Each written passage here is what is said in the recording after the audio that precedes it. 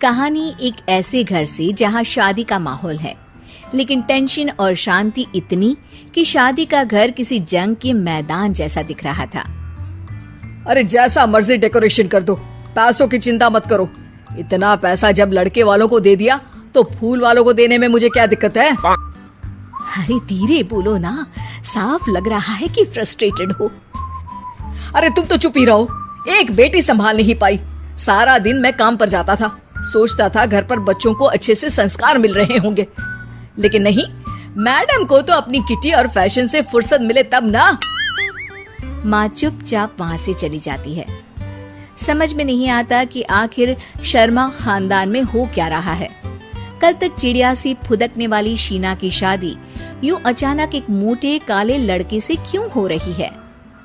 शीना कमरे में हाथ में गुड़िया लिए बोलती है, मेरे साथ जो हो रहा है ठीक हो रहा है। तुम तो सब जानती हो, साहिल मेरे लिए भगवान है। अब जब वो ही नहीं मिला तो फिर कोई भी हो, जिंदगी ही तो जीनी है, जी लेंगे। बाहर शीना की बुआ किसी से बात करती है। अरे मोटा नहीं, उसे तो खाते पीते घर का कहते हैं।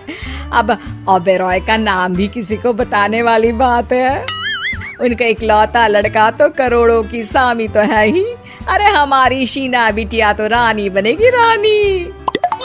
इन सब के बीच कहीं कोने पर शीना हाथ में मेहंदी सजाए बैठी थी और आंखों में आंसू सजाए।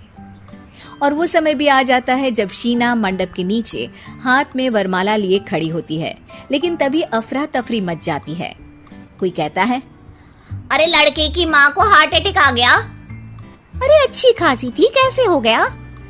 अरे कहते हैं ना, किसी किसी लड़की के पैर अच्छे नहीं होते। हो सकता है कि मनहूस है ये लड़की। शीना पास खड़ी सब सुन रही थी। फिर शीना अपने कमरे में आ जाती है। शादी ये कहकर नहीं होती कि लड़की मनहूस है। अब लगातार शीना के लिए लड़के देखने आते, लेकिन आस पड़ोस या किसी के कहने पर शादी हर बार टूट जाती। लेकिन एक दिन, अंकल, मैं काफी दिनों से आपसे मिलने की कोशिश कर रहा था, लेकिन हिम्मत नहीं हो पा रही थी। अरे बेटा, हिम्मत तो हमारी टूटी पड़ी है। वैसे कौन हो तुम? अब मेरा नाम साहिल है अंकल। मैं शीना से प्यार करता हूँ और उसी से शादी करना चाहता हूँ। अरे अब तो किस जात के हो ये भी मायने नहीं रखता। बेटा, मेरी बेटी मनहूस है। ये सब कहते हैं कि इसीलिए उसकी शादी नहीं हो पा रही। अगर तुम शादी करने को तैयार हो तो ठीक है। शीना की शादी साहिल से हो जाती है। अगले दिन साहिल की माँ का देहांत हो जाता है और एक बार फिर लोग शीना को अपशकुनी कहने लगते हैं। अरे खा गई दीदी को ये। अरे क्या जरूरत थी साहिल किसी मनहूस को घर लाने की? पर बुआ, माँ की तो तबीयत पिछले कई साल से खराब थी। डॉक्टर्स ने जवाब दे दिया था।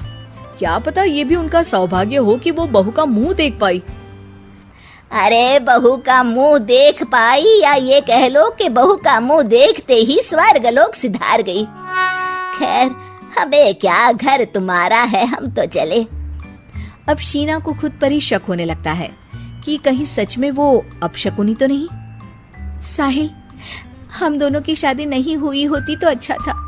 देखो ना, कैसे पहले मेरी शादी टूटती थी और अब तुम्हारी माँ भी। अरे ऐसा कुछ नहीं होता शीना, अपशकुनी वगैरह कुछ नहीं होता। ये सब तो ईश्वर के खेल हैं। वो शादी तुम्हारी इसलिए टूट गई क्योंकि तुमको मेरी पत्नी बनाना था, और माँ का जाना तो तय था। वो काफी बुजुर्ग थी, साथ ही एक ऐसी बीमारी से जूझ रही थी जिसमें डॉक्टर्स भी उन्हें नहीं बचा पाते। शीना साहिल की बात सुनकर तसल्ली कर लेती है और वहाँ से चली जाती है।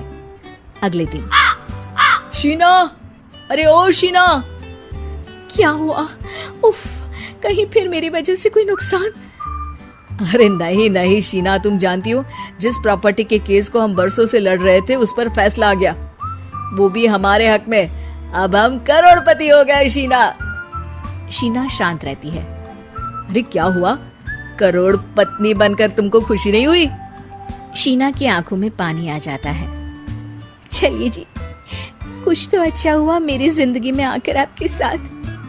साहिल शीना को गले लगाकर कहता है, मेरी नई नौकरी भी तुम्हारे ही आने से लगी, ये प्रॉपर्टी का केस जीता, सब कुछ तो तुम्हारे आने के बाद ही हुआ। फिर तुम मनहूस कैसे? ये सुनकर शीना खुश हो जाती है।